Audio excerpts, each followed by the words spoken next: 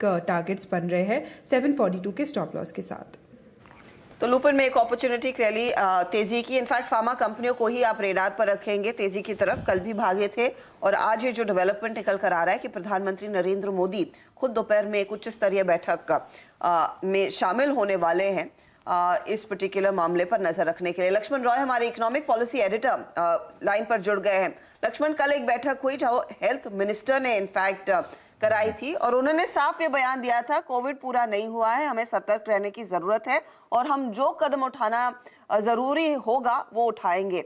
आज की बैठक में क्या कुछ अलग और क्या प्रधानमंत्री नरेंद्र मोदी को बस ब्रीफ किया जाएगा कि करंट सिचुएशन क्या है और क्या तैयारी है, या फिर अब सरकार फिर से कुछ कड़े रुख अपना सकती है कोविड को मात देने के लिए? देखिए, यहाँ पे दरअसल आज जो बैठक होने वाली है, पिछले 2 दिन से जो बैठक चल रही है उसका एक तरह से कह सकते हैं सबसे उच्चतम स्तर की बैठक है।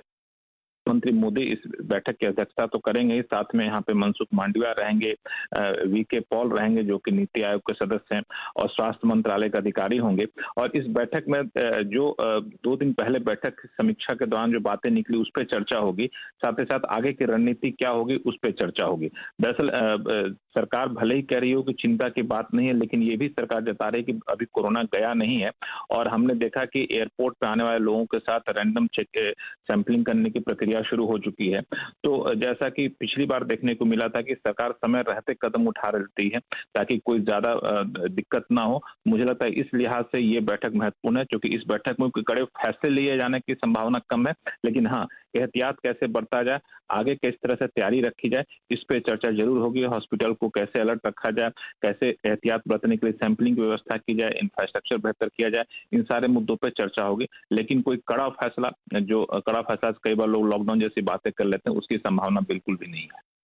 ओके, तो लॉकडाउन जैसी स्थिति की जरूरत इस समय नहीं होगी, लेकिन हाँ, मैटर को काफी क्लोजली वॉच किया जाएगा।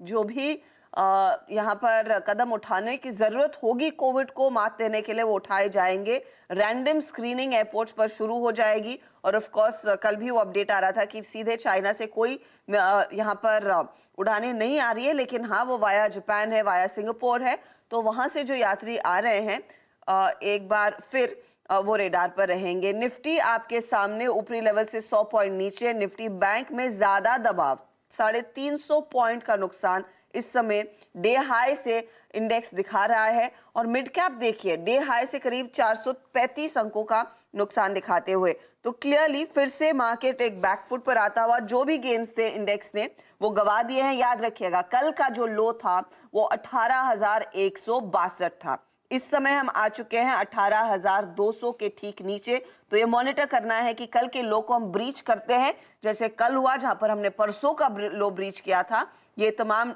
अब लेवल्स रेडार पर रखेंगे, वो एक्टिव होते हुए दिखाई देंगे।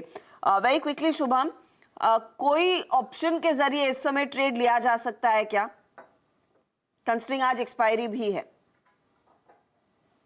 हंसता जी, बाजार को अगर ओवरऑल देखें तो जो सुबह हमने चर्चा